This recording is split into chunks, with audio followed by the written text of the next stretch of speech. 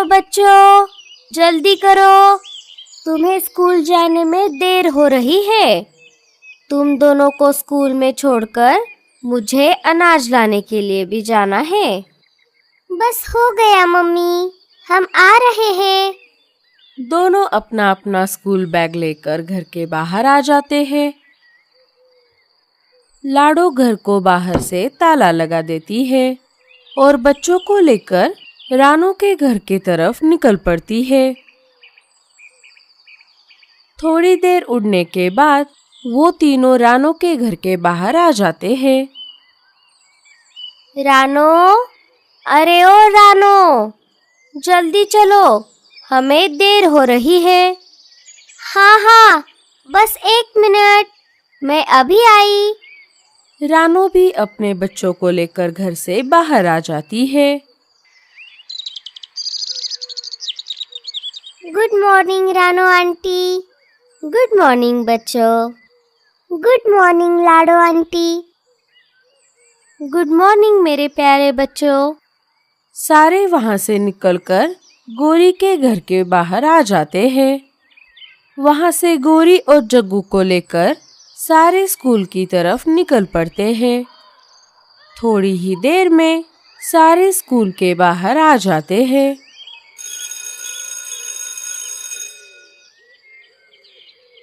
बच्चों, स्कूल में ज्यादा शरारत मत करना और टीचर की बात जरूर मानना। हाँ मम्मी। लाडो, रानो और गोरी बच्चों को स्कूल में छोड़कर अनाज लाने के लिए निकल पड़ती है। थोड़ी देर खोज करने के बाद उन्हें एक जगह अनाज मिल जाता है।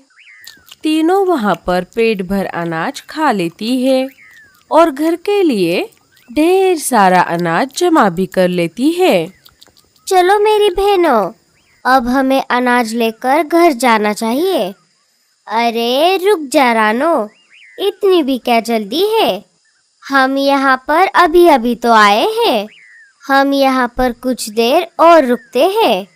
देखो ना, यहाँ पर कितना अच्छा लग रहा है। नहीं गोरी, अब हमें चलना चाहिए। ये इलाका हमारे लिए अनजान है। क्या पता यहाँ पर हमारे अलावा और कौन कौन है। अरे कुछ नहीं होता, तुम दोनों कितनी डरपोक हो। गोरी के ऐसा कहते ही आसमान से शिकारी चील की आवाज आ जाती है।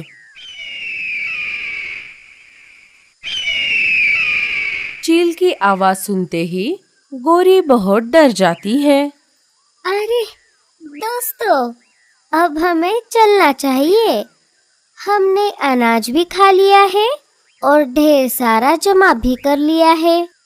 अरे नहीं नहीं गोरी, इतनी भी क्या जल्दी है?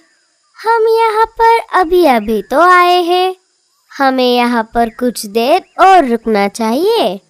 देखो ना, यहाँ पर कितना अच्छा लग रहा है। नहीं रे बाबा, लाडो ने बिल्कुल सही कहा था। यहाँ पर हमारे अलावा शिकारी चील भी है। चलो यहाँ से। तीनों अपना अपना अनाज लेकर अपने घर की तरफ वापस निकल पड़ती है। दूसरे दिन सुबह लाडो फिर से अपने बच्चों को लेकर रानो के घर के बाहर आ गई। रानो के बच्चे पहले से ही घर के बाहर आकर खड़े हुए थे। अरे वाह बच्चों, आज तो तुम दोनों जल्दी तैयार हो गए। और रानो कहाँ पर है? लाडो आंटी, मम्मी और पापा हमारी नानी को देखने के लिए दूसरे जंगल गए हुए हैं। उनकी तबीयत थोड़ी खराब है। मम्मी ने कहा आप लाडो आंटी के साथ स्कूल चले जाना और जब तक हम घर वापस नहीं आते तब तक स्कूल के बाद लाडो आंटी के घर पर ही रुकना। अच्छा, तो ऐसी बात है। चलो फिर, अब हमें चलना चाहिए।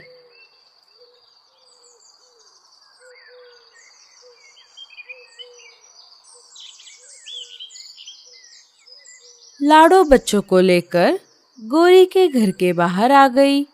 जब वो घर के बाहर आ गई तब उसने देखा गोरी के घर को तो ताला लगा हुआ था। अरे, अब ये गोरी कहाँ पर चली गई? कि तभी बुलबुल वहां पर आ जाती है। कैसी हो लाडो? मैं ठीक हूँ बुलबुल, तुम कैसी हो?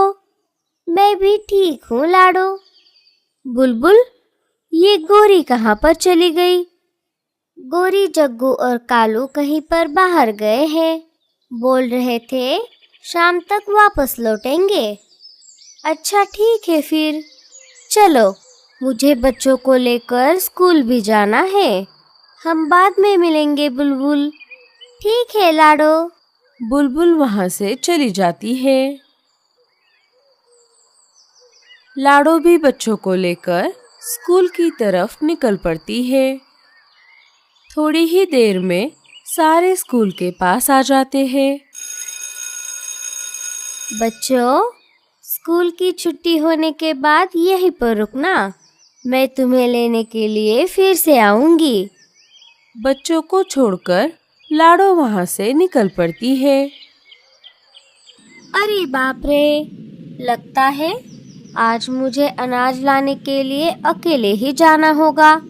मीनू मौसी और टूनी भी बहुत दिनों से जंगल से बाहर गई हुई है। थोड़ी देर इधर उधर खोज करने के बाद लाडो को एक जगह पर अनाज मिल जाता है।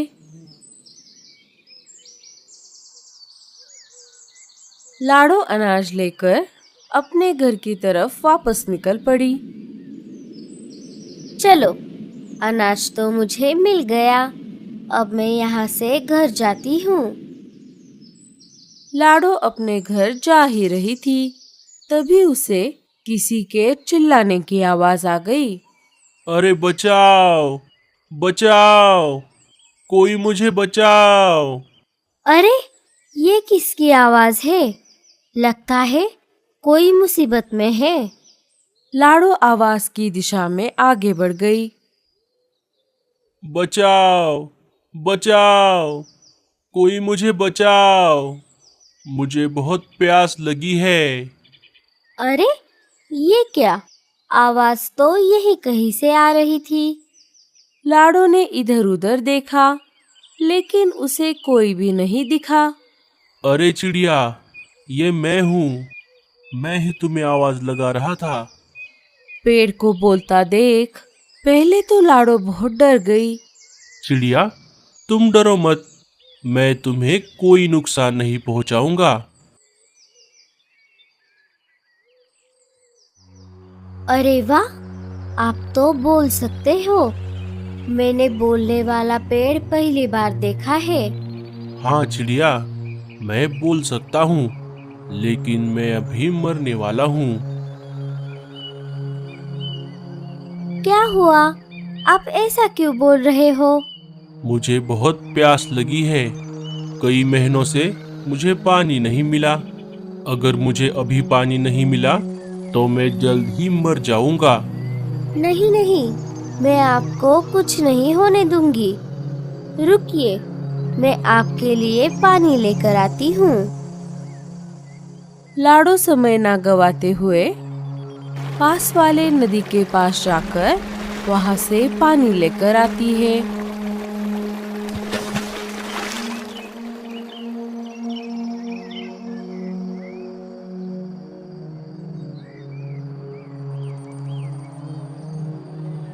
और पेड़ को पिला देती है।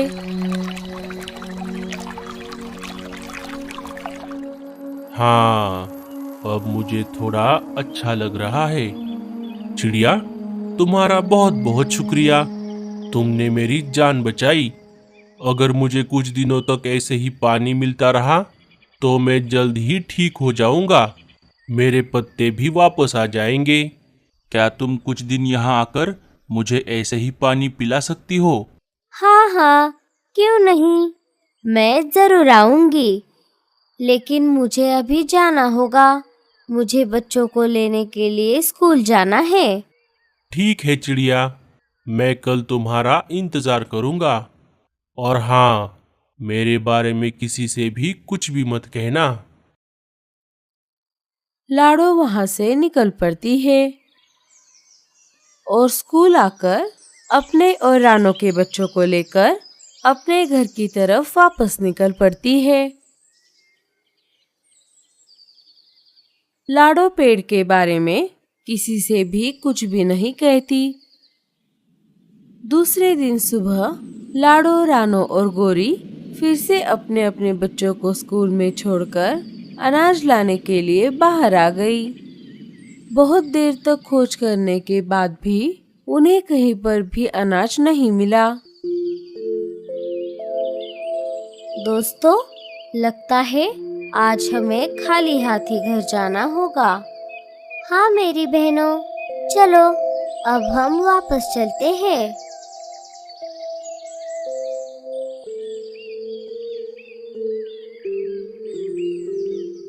तीनों वापस घर की तरफ आ रही थी कि तभी लाडो एक जगह पर रुक जाती है।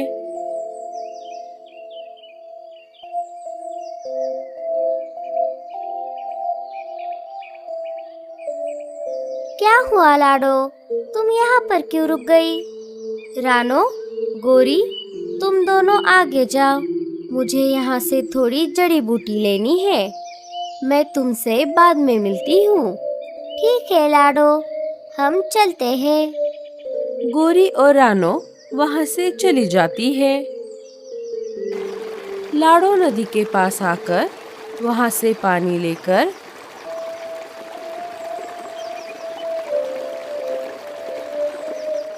उसी पेड़ के पास आ जाती है और पेड़ को पानी पिला देती है। कुछ दिन ऐसा ही चलता रहा। जैसे जैसे दिन बीतते गए पेड़ की हालत सुधरने लगी। फिर एक दिन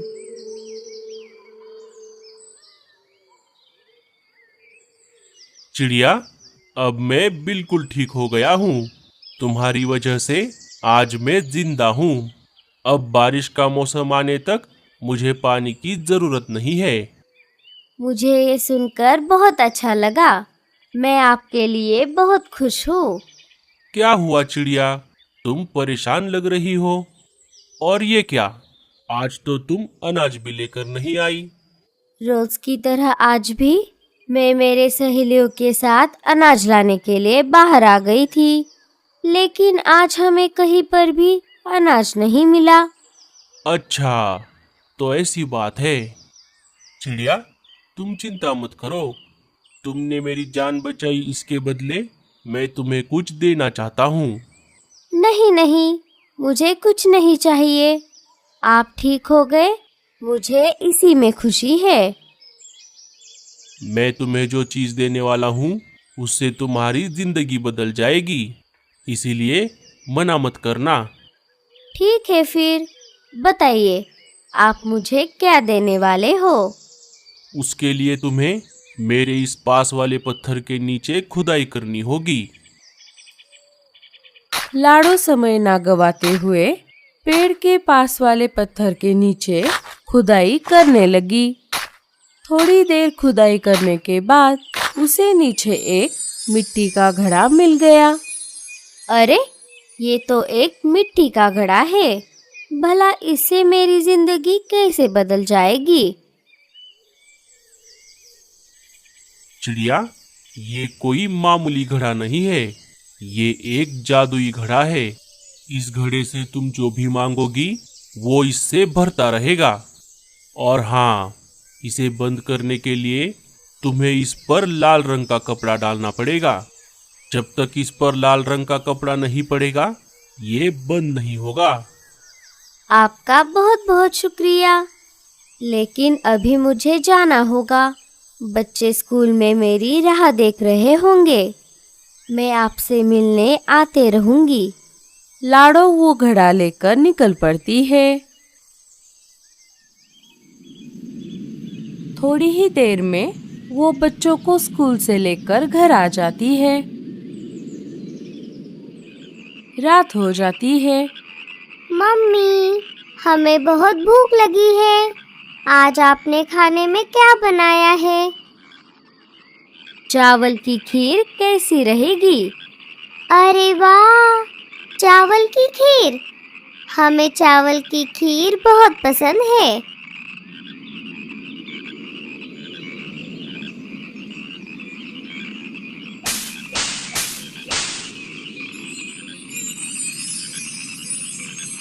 लाडो घड़े से चावल की खीर मांगती है। जैसे ही लाडो ने घड़े से कहा, घड़ा चावल की खीर से भरने लगा। लाडो, बच्चे और बल्लू ने पेट भर के चावल की खीर खा ली। लाडो ने घड़े पर लाल रंग का कपड़ा डाल दिया। अरे लाडो, ये क्या है? लाडो सारी बात बल्लू और बच्चों को बता देती है। बल्लू जी, बच्चों, ये बात किसी को भी मत बताना। हाँ मम्मी, हम ये बात किसी को नहीं बताएंगे। थोड़ी देर बाद लाडो, बच्चे और बल्लू सो जाते हैं। दूसरे दिन सुबह फिर से गोरी, रानो और लाडो बच्चों को स्कूल में छोड़कर अनाज लाने के लिए जाने ही वाली थी। तभी लाडो वहाँ पर रुक जाती है। अरे लाडो, क्या हुआ? तुम यहाँ पर क्यों रुक गई? बहनों, आज तुम दोनों अनाज लाने के लिए चली जाओ। मुझे अभी घर जाना है। मेरा थोड़ा सिर दर्द कर रहा है। ठीक है लाडो, अपना ध्यान रखना। हम आते आते तुम्हारे लिए भी अनाज लेकर आएंगे। अरे नहीं नहीं, घर में अभी बहुत सारा अनाज पड़ा हुआ है। ठीक है लाडो, हम चलते हैं। तीनों वहाँ से अपने अपने रास्ते चली जाती है। 2-4 दिन ऐसा ही चलता रहा। लाडो रोज कुछ ना कुछ बहाना देकर गोरी और रानो के साथ अनाज लाने जाने के लिए टालती रही। फिर एक दिन रात के समय, ये लाडो ऐसा क्यों कर रही है? आजकल उसका बर्ताव कुछ ठीक नहीं लग रहा। कहीं वो किसी मुसीबत में तो नहीं है? मुझे चुपके से उसके घर जाकर देखना चाहिए। गोरी चुपके से लाडो के घर के खिड़की के पास आ जाती है और घर में झांक कर देखती है। बोलो बच्चों, आज तुम्हें क्या खाना है? मम्मी, आज हमें पिज्जा खाना है। ठीक है बच्चों। जैसे ही लाडो ने घड़े से पिज्जा मांगा, घड़ा पिज्जा से भरता गया। ये सब गोरी ने देख लिया और चुपके से वहां से निकल के अपने घर आ गई।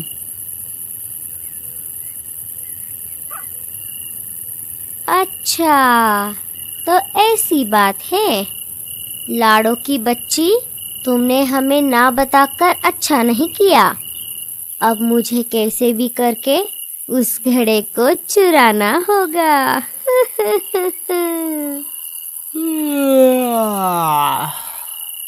अरे ओ भगवान, ये आधी रात को क्या बड़बड़ा रही हो? सो जाओ चुपचाप। दूसरे दिन फिर से वही हुआ। लाडो, रानो और गोरी को बहाना देकर अपने घर आ गई। रानो, आज मेरा भी सिर दर्द कर रहा है। मैं भी घर चली जाती हूँ। ठीक है गोरी। गोरी ने पहले रानो को घर जाने दिया, फिर लाडो का पीछा करते करते उसके घर के बाहर आ गई। लाडो, अरे ओ लाडो, जल्दी से घर का दरवाजा खोलो। अरे बाप रे, ये गोरी यहाँ कैसे आ गई? लाडो ने घड़े पर घास फूस डाल दी और दरवाजा खोल दिया। अरे गोरी, तुम यहाँ कैसे?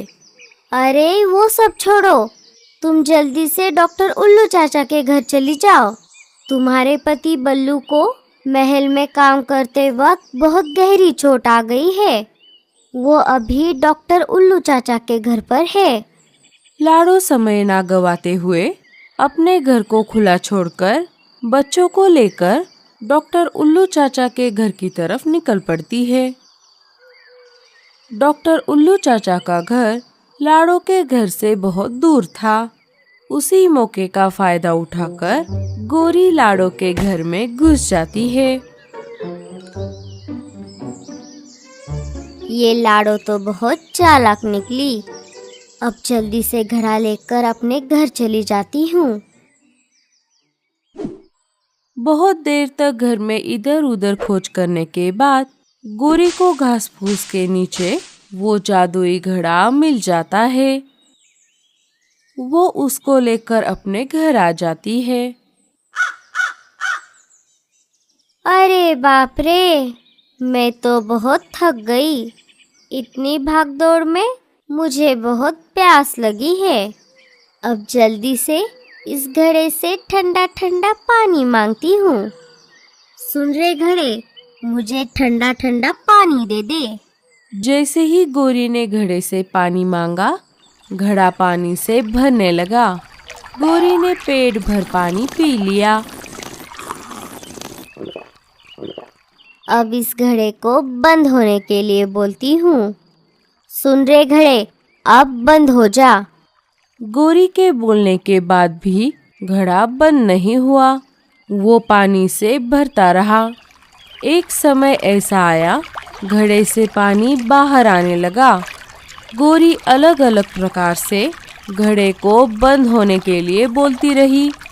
अरे रुक जा सिम सिम, झीन टपाक डम डम, अब रुक जा घड़े। अरे ओ घड़े बाबा, अब रुक भी जाओ। रुक जा मेरे बाप, अरे थाम की माजा बाबा। गोरी के लाख कोशिश करने के बाद भी घड़े से पानी आना बंद नहीं हुआ। उसे ये बात नहीं पता थी कि घड़े को बंद कैसे करना है। जब लाडो उल्लू चाचा के पास आ गई, तब उसने देखा बल्लू तो वहां पर नहीं था। वो वहां से निकलकर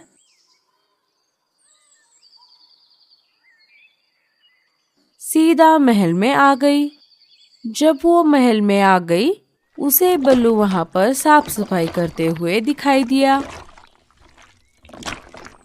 लाडो ने सारी बात बल्लू को बता दी। लगता है गोरी ने ये जानबूझकर किया है। मुझे दाल में कुछ काला लग रहा है। हमें घर वापस जाकर देखना चाहिए। सारे घर की तरफ निकल पड़े।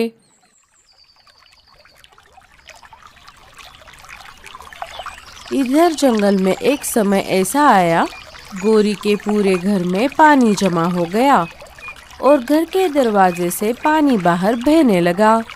गोरी अपनी जान बचाकर घर से बाहर आ गई। धीरे धीरे पानी इतना बढ़ गया कि जंगल में बाढ़ आ गई और एक एक करके पंछियों के घोंसले पानी में बहने लगे। जब लाडो जंगल में आ गई, तब वो सारा नज़ारा देखकर हैरान हो गई। अरे बाप रे, ये कैसे हो गया? बारिश का तो कहीं पर नामो निशान नहीं है। फिर ये जंगल में बाढ़ कहाँ से आ गई? बाढ़ का पानी अभी तक लाडो के घोंसले तक नहीं पहुंचा था। तभी लाडो ने घर में जाकर देखा, उसे वो घड़ा कहीं पर भी नजर नहीं आया। अरे बाप रे, जिस बात का मुझे डर था वही हुआ। लाडो लाल कपड़ा लेकर जहाँ से पानी आ रहा है वहाँ पर चली गई। वहाँ आकर उसने देखा घड़े से पानी गोरी के घर से आ रहा था। लाडो अपनी जान जोखिम में डालकर गोरी के घर के अंदर चली गई और घड़े के ऊपर लाल कलर का कपड़ा डाल दिया। उससे घड़े से पानी आना बंद हो गया।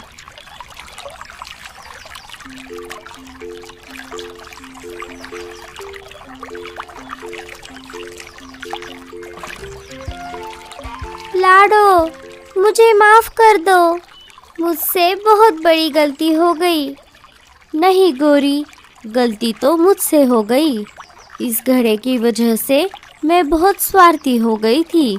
मैंने सिर्फ मेरे और मेरे परिवार के बारे में सोचा। मैं इस घड़े से पूरे जंगल की मदद कर सकती थी। अब मैं ये घड़ा पेड़ को वापस कर दूंगी। अरे वो सब बाद में करना, अब तो हमारे घोंसले डूब गए हैं। अब ये सोचो, अब हम कहाँ रहेंगे? साथियों, आप उसकी चिंता मत करो, आप सब मेरे पीछे पीछे आ जाओ। भूरा सबको लेकर ऊंचे पहाड़ी के खुले मैदान पर आ जाता है।